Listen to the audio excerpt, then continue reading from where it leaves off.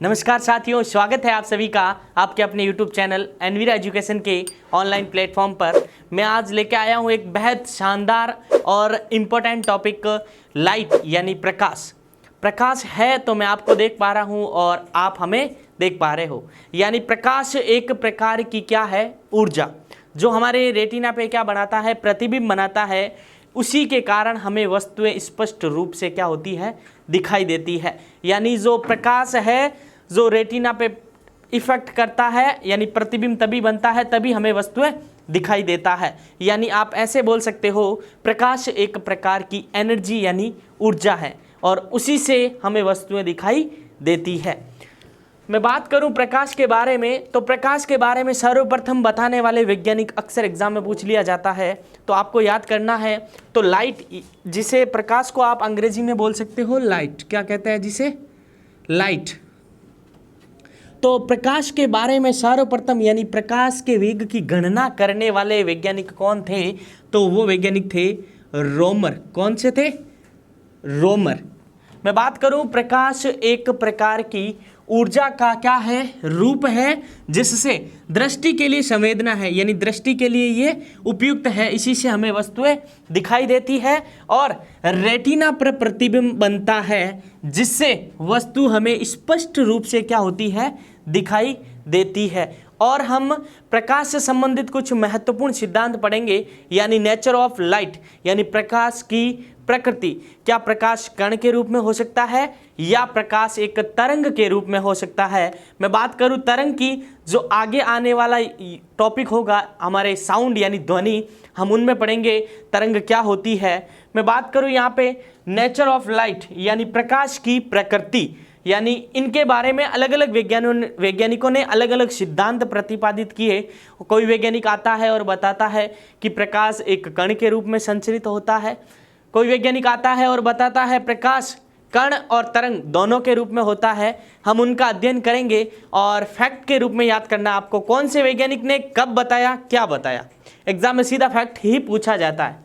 मैं बात करूं तो कणिका सिद्धांत, नाम से पता चल रहा है कणिका सिद्धांत यानी कण। तो ये दिया गया था सन 1660। पहले तो आपको याद करना सन, किस सन में दिया गया था, 1660 में। और देने वाले वैज्ञानिक कौन थे, न्यूटन। तो सीधा पूछा जा सकता है कणिका सिद्धांत कौन से वैज्ञानिक ने दिया था, तो आपका आंसर होना चाहिए न्यूटन भाई साहब ने। और क्या बताया था कि प्रकाश है, किसी भी स्रोत से प्रकाश है जो असंख्य यानी गिन नहीं सकते आप, अदृश्य और अत्यंत सूक्ष्म हल्के कण उत्सर्जित होते हैं, उन्हें क्या कहते हैं, कण। और इन कण को क्या कहा उन्होंने, कणिकाएं। यानी उन्होंने बताया कि प्रत्येक स्रोत से असंख्य, यानी किसी भी स्रोत से असंख्य सूक्ष्म व हल्के अदृश्य कण निकलते हैं। इन कणों को उन्होंने क्या कहा, कणिकाएं। तो सीधा पूछ लिया जाए, कणिका सिद्धांत 1660 में न्यूटन भाई साहब ने दिया था। इसके बाद आए थे एक वैज्ञानिक जिन्होंने बोला तरंग सिद्धांत, यानी उन्होंने अपना कौन सा सिद्धांत दिया, तरंग सिद्धांत। कब दिया था, 1678। 1678 सन याद रखना है, 1678 तरंग सिद्धांत। हाइगेंस नाम के वैज्ञानिक थे। कौन वैज्ञानिक थे, हाइगेंस ने बताया कि जो ये प्रकाश है तरंग के रूप में संचरित यानी गमन करता है, यानी प्रकाश को एक तरंग के रूप में बताया। और ये जो तरंग है कहाँ गमन करती है, इन्होंने एक काल्पनिक माध्यम क्या लिया, ईथर लिया। क्या लिया, ईथर। तो आपको एक चीज माइंड में होनी चाहिए, ये जो सभी वैज्ञानिक बताएंगे अपने अपने थॉट, वो सब प्रकाश के लिए बताएंगे। किन के लिए बताएंगे, प्रकाश, यानी जो प्रकाश के गुण हैं उन सबको ये नियम क्या करेंगे, फॉलो करेंगे। तो कणिका सिद्धांत यानी उनमें सभी प्रकार जो प्रकाश के गुण होते हैं उसमें उस कण में उपस्थित होते हैं। अब मैं बात करूं तरंग की, तो बहुत सारे छोटे छोटे कण जुड़कर एक तरंग बना सकते हैं। तो तरंग सिद्धांत 1678 में हाइगेंस नामक वैज्ञानिक ने दिया और बताया कि प्रकाश एक तरंग के रूप में संचरित होती है और संचरण के लिए आवश्यकता होती है माध्यम की। तो इन्होंने बताया कि एक काल्पनिक माध्यम क्या लिया था, ईथर लिया था। तो पूछा जा सकता है हाइगेंस ने कौन सा सिद्धांत दिया, तरंग सिद्धांत। कब दिया, 1678 में। और काल्पनिक माध्यम के रूप में किसको लिया, ईथर को। अब आगे बढ़ते हैं, तीसरा और महत्वपूर्ण सिद्धांत हम आगे वाली यूनिट यानी ध्वनि में पढ़ेंगे, प्रकाश का वैद्युत चुंबकीय सिद्धांत। एक वैद्युत चुंबकीय तरंग होती है, हम ध्वनि में पढ़ेंगे वहां पे। तो सन 1873 में मैक्स क्लार्क वैज्ञानिक ने प्रकाश का वैद्युत चुंबकीय तरंग सिद्धांत दिया और बताया कि प्रकाश एक वैद्युत चुंबकीय तरंग होती है। पूछा जा सकता है, प्रकाश एक विद्युत चुंबकीय तरंग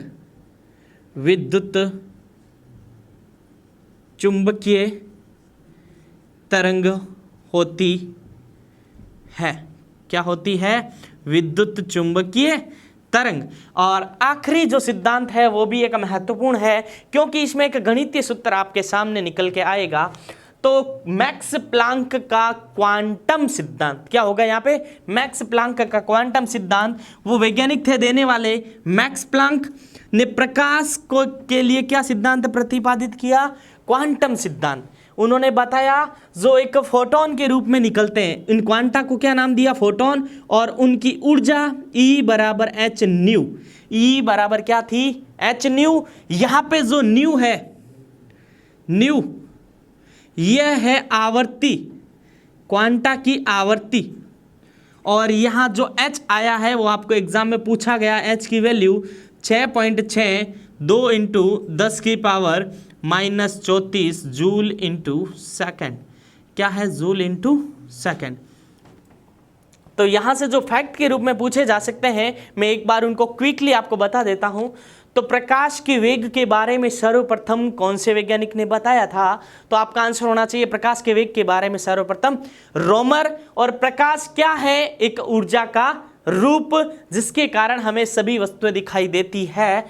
बात करूं नेचर ऑफ लाइट, 4 वैज्ञानिक याद रखने हैं। एक वैज्ञानिक और है डी ब्रोगली, जिन्होंने बताया द्वैत प्रकृति। ये थोड़ा याद रखना, द्वैत प्रकृति। द्वैत का अर्थ होता है दो, एक होगा कण और एक होगा तरंग, यानी कण व तरंग, कण व तरंग। तो ये बताने वाले थे डी ब्रोगली। केवल आपको नाम याद रखना वैज्ञानिक का। तो सीधा पूछा जाता है प्रकाश की द्वैत प्रकृति के बारे में बताने वाले वैज्ञानिक कौन थे? तो आपका आंसर होना चाहिए डी ब्रोगली। उन्होंने बताया जो प्रकाश है कण के रूप में भी होता है और तरंग के रूप में भी गति करता है। तो कण, केवल स्पेशली कण का पूछे तो न्यूटन, तरंग का पूछे तो हाइगेंस, दोनों का कॉमन कर दिया जाए तो डी ब्रोगली द्वैत प्रकृति, और चुंबकीय सिद्धांत क्लार्क, और पूछ लिया जाए मैक्स प्लांक का क्वांटम सिद्धांत तो कौन से वैज्ञानिक थे? Max Planck. और ये प्लांक नियतांक h 6.62 इंटू 10 की पावर -34 जूल इंटू सेकेंड। तो हम आगे पढ़ते हैं प्रकाश की चाल के बारे में। ये पूछा जाता है अक्सर क्वेश्चन, 4 ऑप्शन दे दिए जाते हैं और पूछ लिया जाता है निम्न में से किस में प्रकाश की चाल सबसे ज़्यादा होगी और सबसे कम या नगण्य किस में होगी। तो इसी के साथ साथ हम पढ़ लेंगे ध्वनि के बारे में भी, और अगला अध्याय हमारा यही होगा यानी साउंड। तो प्रकाश की चाल सर्वाधिक कहाँ होती है? वैक्यूम यानी निर्वात, जहाँ किसी भी प्रकार का माध्यम नहीं होता है, प्रकाश की चाल वहाँ सर्वाधिक होती है।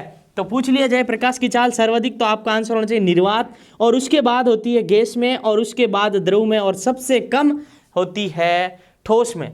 तो ये किसके लिए लागू होगा? प्रकाश की चाल, प्रकाश की चाल किसके लिए होगा? प्रकाश की चाल के लिए। और अगर मैं बात करूं इसी का उल्टा होता है साउंड यानी ध्वनि के लिए।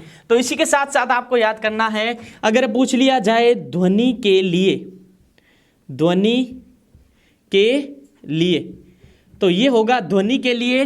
ध्वनि की चाल निर्वात में सबसे कम होती है, फिर इससे कम इससे अधिक गैस में, फिर इससे अधिक द्रव में, और ठोसों में होती है सबसे अधिक। ठोस में भी होता है लगभग इस्पात होता है। हम आगे ध्वनि वाले चैप्टर में पढ़ेंगे किसमें कितनी किसकी चाल होती है।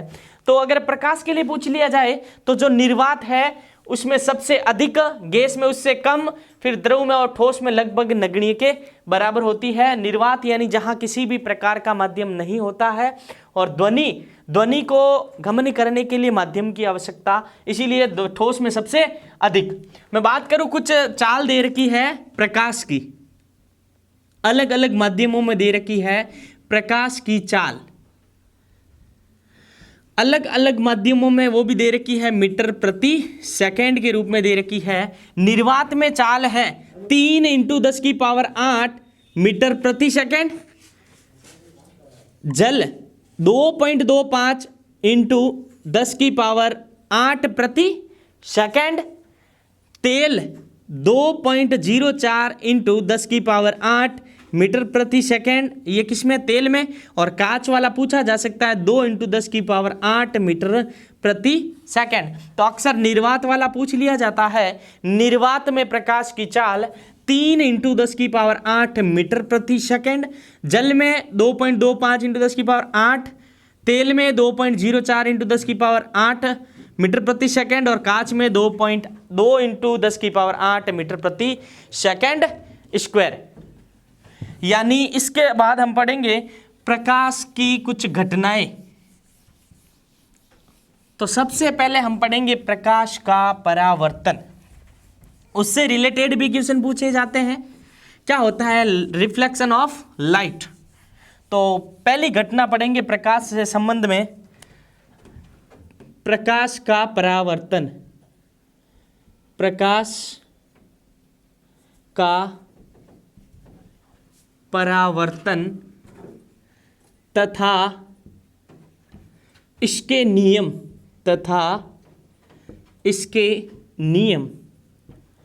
इंपॉर्टेंट है ये भी, तो आपको समझना होगा। और फैक्ट के रूप में क्या क्या याद करना वो भी मैं आपको बता दूंगा। तो रिफ्लेक्शन ऑफ लाइट, तो इसके लिए क्या होता है कि आपको एक माध्यम की आवश्यकता होती है, एक पृष्ठ। ये घटना बता रहा हूं जो सब पूरे इस लेक्चर में पूरे में काम आएगी, आगे आने वाले वीडियो में भी। तो यह एक है पृष्ठ, जिसे आप बोल सकते हो यह एक है सतह, और या इसे आप बोल सकते हो पृथक्कारी पृष्ठ। पृथक्कारी पृष्ठ भी आप इसे बोल सकते हो। तो यह एक पृथक्कारी पृष्ठ, यानी यहां मैं मान लेता हूं एक अलग माध्यम है और यहां अलग माध्यम है। यानी यहां है पानी मान लो, और इसके ऊपर एक प्लेट रखी हुई है और उसके ऊपर है वायु, यानी दो अलग अलग माध्यम हो गए। और जहां ये इस पृष्ठ के लंबवत, ये हमेशा कहलाता है अभिलंब। क्या कहलाता है, इसके ऊपर क्या है, अभिलंब, यानी 90 डिग्री पे है इसके, ये क्या कहलाएगा, अभिलंब। और ध्यान देना, हम पढ़ रहे हैं रिफ्लेक्शन ऑफ लाइट, यानी प्रकाश का परावर्तन। यानी जब भी कोई प्रकाश की किरण, ध्यान से सुनना, जब भी कोई प्रकाश की किरण एक माध्यम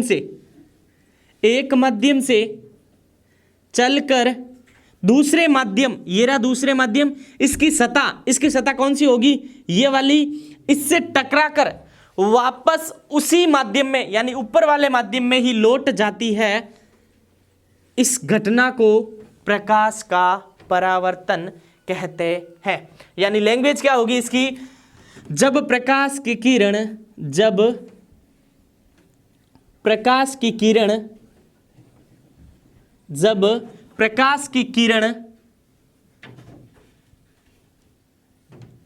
एक माध्यम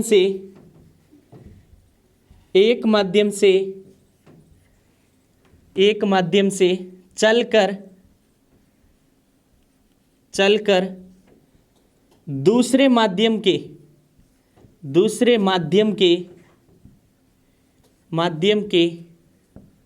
सतह से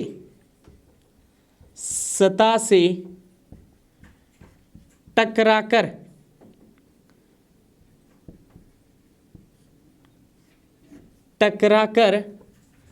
उसी माध्यम में वापस उसी माध्यम में लौट आती है, इस घटना को आप क्या कहोगे, प्रकाश का परावर्तन। यानी क्वेश्चन कैसे पूछा जाएगा, इतनी लैंग्वेज लिख दी, पूछा जा सकता है एक ही माध्यम में होने वाली घटना। तो ये माध्यम मीडियम एक ही है, इसको मैं मान लेता हूं M1 मीडियम और M2 मीडियम। ये ऊपर वाला पूरा M1 है और नीचे वाला पूरा M2 है, यानी प्रकाश की किरण किसी स्रोत से आ रही है, इस दूसरे माध्यम की सतह से टकराने के बाद वापस उसी माध्यम में लौट जाती है। इस पूरी घटना को प्रकाश का क्या कहते हैं? परावर्तन कहते हैं। यानी ये कौन सी किरण हुई? आने वाली किरण को बोलेंगे आपतित किरण। क्या बोलेंगे? आपतित किरण। आपतन के बाद ये जाने वाली किरण पढ़ क्या रहे? रिफ्लेक्शन, यानी जाने वाली किरण को बोलेंगे परावर्तित। परावर्तित किरण। क्या बोलेंगे? परावर्तित किरण। तो आने वाली आपतित किरण और जाने वाली परावर्तित किरण। तो यहां जो अभिलंब और आपतित किरण, अभिलंब और आपतित किरण के साथ, अभिलंब तथा आपतित किरण के साथ जो भी कोण बनेगा, जो भी कोण बनेगा, यहां पे आपतित किरण के साथ कोण होगा I और परावर्तित किरण के साथ बनने वाला कोण होगा R। तो इससे संबंधित कुछ 3 महत्वपूर्ण नियम निकल के आते हैं, उनको भी आपको याद रखना जरूरी है। तो प्रकाश का परावर्तन क्या हुआ? एक ही माध्यम में होने वाली घटना, यानी एक माध्यम से प्रकाश की किरण दूसरे माध्यम की सतह से टकराकर वापस उसी माध्यम में लौट जाने की घटना को आप क्या कहोगे? प्रकाश का परावर्तन। और यह एक ही माध्यम में होने वाली घटना, और इससे संबंधित कुछ महत्वपूर्ण 3 नियम निकल के आते हैं। हम उन तीनों नियमों का क्या करेंगे? अध्ययन करेंगे। तो पहला नियम क्या होगा? ध्यान देना।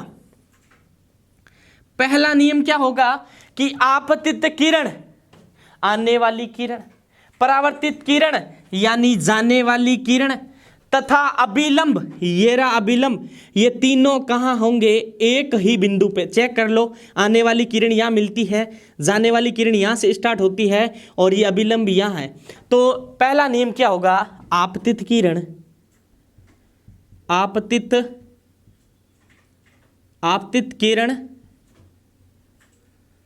परावर्तित किरण, आपतित किरण, परावर्तित किरण, आपतित किरण, परावर्तित किरण, तथा अभिलंब, तथा अभिलंब, तीनों एक ही तल में होते हैं, एक ही तल में होते हैं, एक ही तल में होते हैं। यहां तक समझ में आ गया होगा। पहला नियम है ये परावर्तन का। कुछ नहीं सामने दिख रहा है, आने वाली किरण, जाने वाली किरण, और ये होता है अभिलंब, ये तीनों एक ही तल पे होते हैं। दूसरा नियम ये है कि जो आपतन कोण, ये रहा आपतन कोण, आपतित किरण और अभिलंब के बीच बनने वाला, और परावर्तन कोण बराबर होंगे। यानी कहने का अर्थ यह है, जितने डिग्री से किरण आएगी उतनी ही डिग्री से वापस जाएगी। तो आपतित किरण के मध्य और अभिलंब के बीच बनने वाला आपतन कोण I और परावर्तन कोण R, ये क्या होगा? बराबर, ये कहलाता है दूसरा नियम। मैं बात करूं तीसरे नियम और इंपॉर्टेंट नियम की, फैक्ट के रूप में पूछा जाता है कि जो आपतित किरण है और परावर्तित होने वाली किरण की कभी भी, केवल किसके लिए? परावर्तन के लिए, उसकी चाल नहीं बदलती है। ध्यान देना साथियों, चाल कब बदलेगी? जब माध्यम चेंज होगा। माध्यम क्या होगा? चेंज होगा। तो तीसरा नियम क्या कहता है? परावर्तित किरण, परावर्तित किरण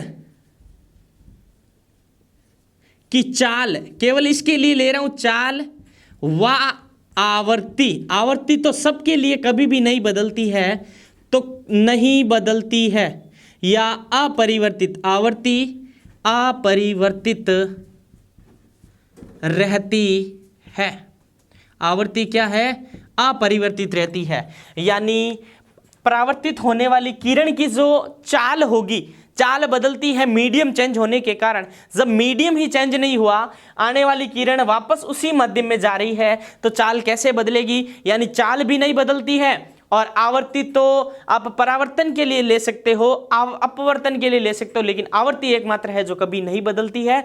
लेकिन परावर्तन में क्या याद रखना कि चाल और आवर्ती दोनों नहीं बदलते हैं। तो परावर्तन क्या होता है और उनके कितने नियम पढ़ लिए? तीन नियम पढ़ लिए। ये दो प्रकार का होता है, एक तो होता है सतत और एक होता है असतत।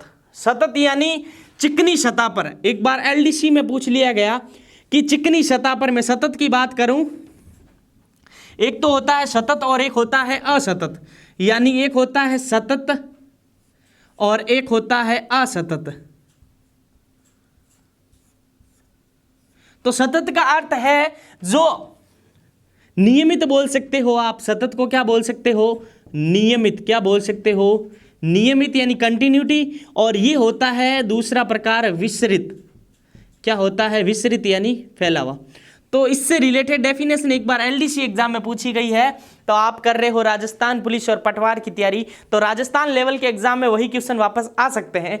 तो सतत की मैं बात करूं, नियमित की बात करूं, तो आपने एक पृष्ठ लिया और पृष्ठ पे एक अभिलंब, आने वाली किरण वापस परावर्तित होगी और आने वाली किरण वापस परावर्तित होगी। तो इस प्रकार यहां होगा ये अभिलंब और इसका अभिलंब कहां होगा, यहां।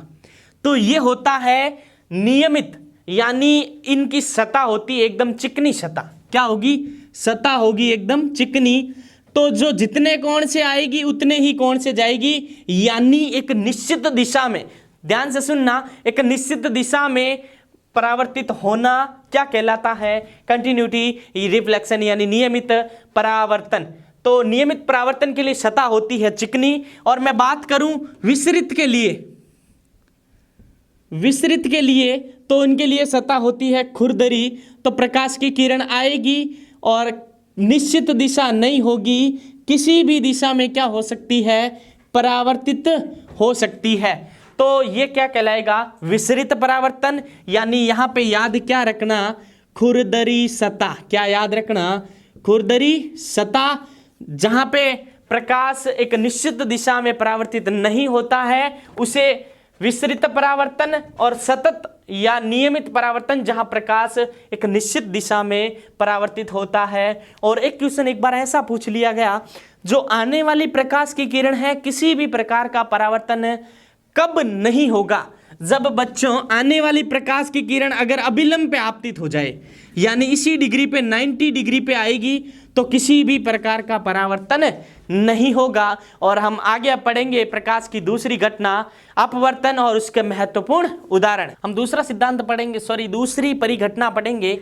प्रकाश का अपवर्तन, रिफ्रैक्शन ऑफ लाइट। पहले पढ़ा था रिफ्लेक्शन ऑफ लाइट, अब पढ़ेंगे रिफ्रैक्शन ऑफ लाइट।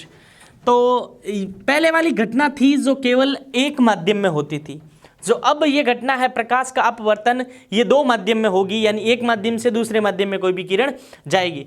तो इसकी क्या होगी डेफिनेशन, यानी जब कोई प्रकाश की किरण एक माध्यम से चलकर दूसरे माध्यम में प्रवेश करती है, जहां प्रवेश करेगी वहां होगी सतह, उस सतह से अपने पथ से क्या हो जाती है, विचलित हो जाती है। इस घटना को क्या कहेंगे, प्रकाश का अपवर्तन। यानी जब प्रकाश की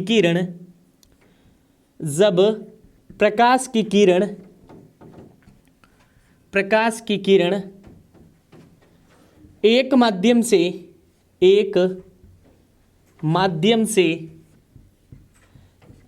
चलकर दूसरे माध्यम में प्रवेश करती है, तो अपने पृथक्कारी पृष्ठ से विचलित हो जाती है, या पृथक्कारी पृष्ठ पर अपने पथ से क्या हो जाती है, अपने पथ से विचलित हो जाती है।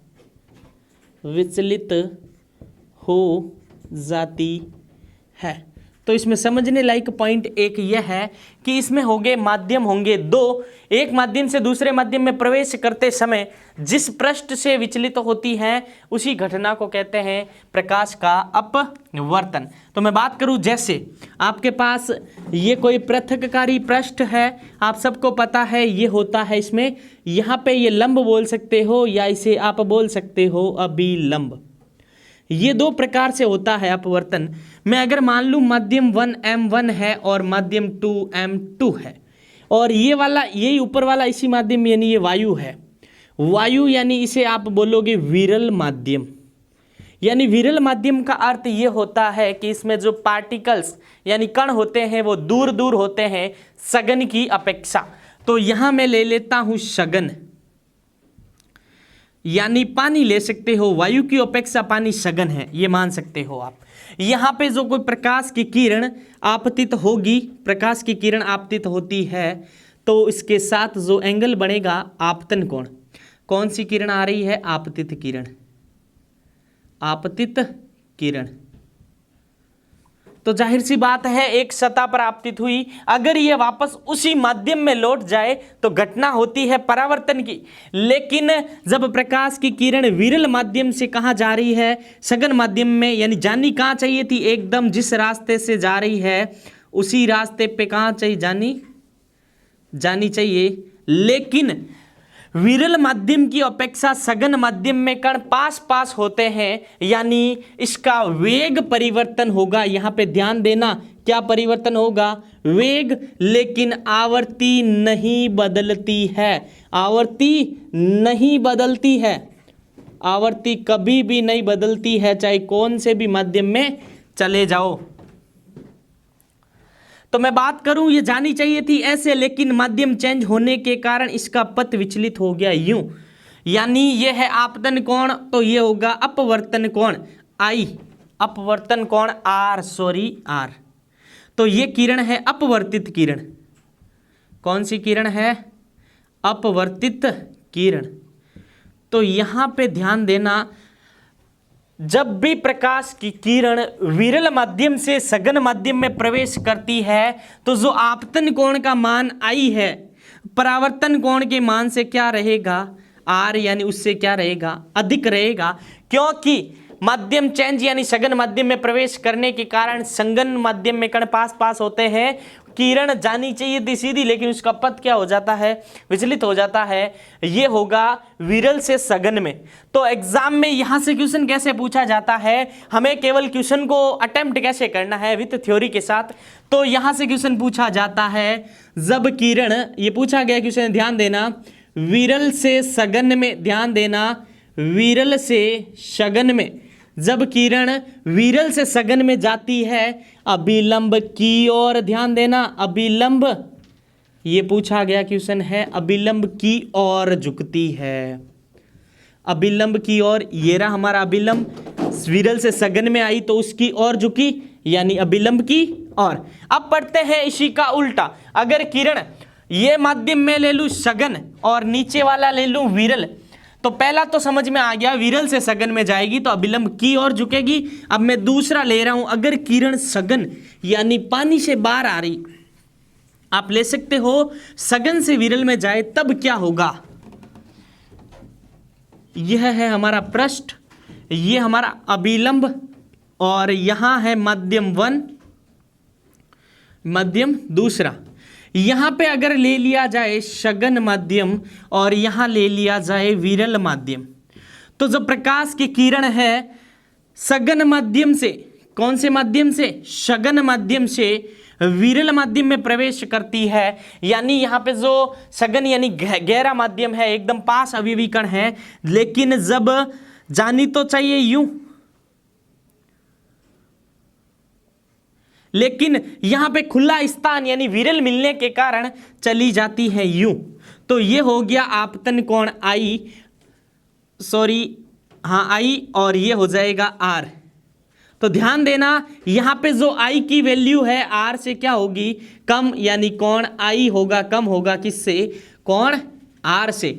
यानी जब प्रकाश की किरण सघन माध्यम से विरल माध्यम में प्रवेश करती है तो क्वेश्चन यही से पुटअप होता है, अभिलंब से कहाँ जाएगी, अभिलंब से क्या होगी, अभिलंब से क्या हो जाएगी बच्चों, अभिलंब से होगी दूर। यही याद करना है।